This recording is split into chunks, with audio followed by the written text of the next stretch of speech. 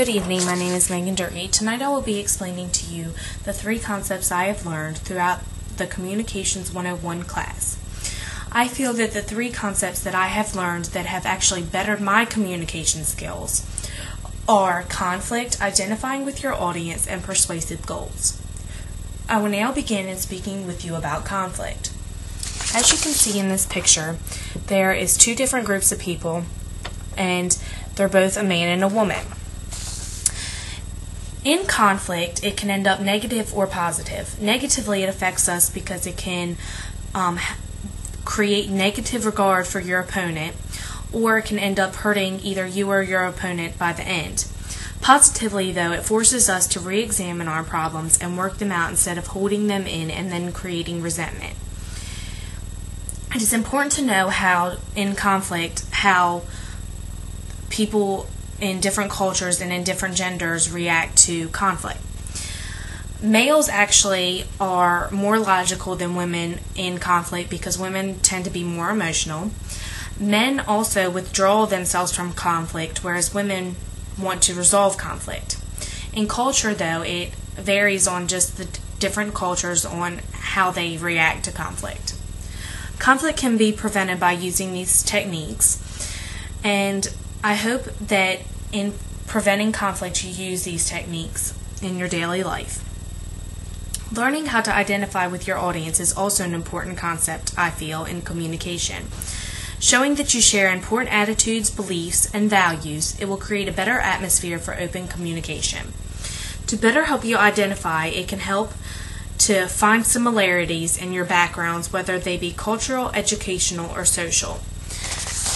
As you can see in this picture, it is an audience listening to their speaker, and it's going well in a positive way.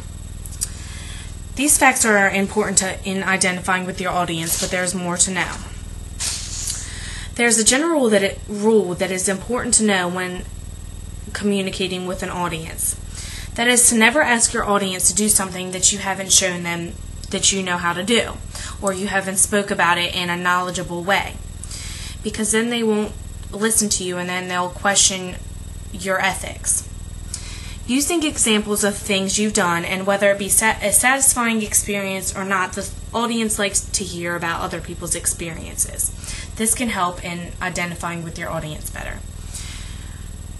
Using this in my daily life has become helpful, and I try to speak to one person or to a group of people in finding similarities between us, so this helps to make the conversation go smoothly and ends up in a better relationship. Finally, I've learned the concept of persuasion and techniques to use in persuading others. These are also ways in identifying with your audience, but in a different way. Creating a positive attitude in a presentation can work to my advantage, because then I am likely to be able to get my audience to favor my ideas. Both attitude and belief are key in persuasion techniques. Also, value, behavior, and motivation are persuasion techniques. To motivate and create action in your audience is the ultimate goal in setting a good mood in your presentation. If people have certain attitudes or beliefs, it is your job in a presentation to change this.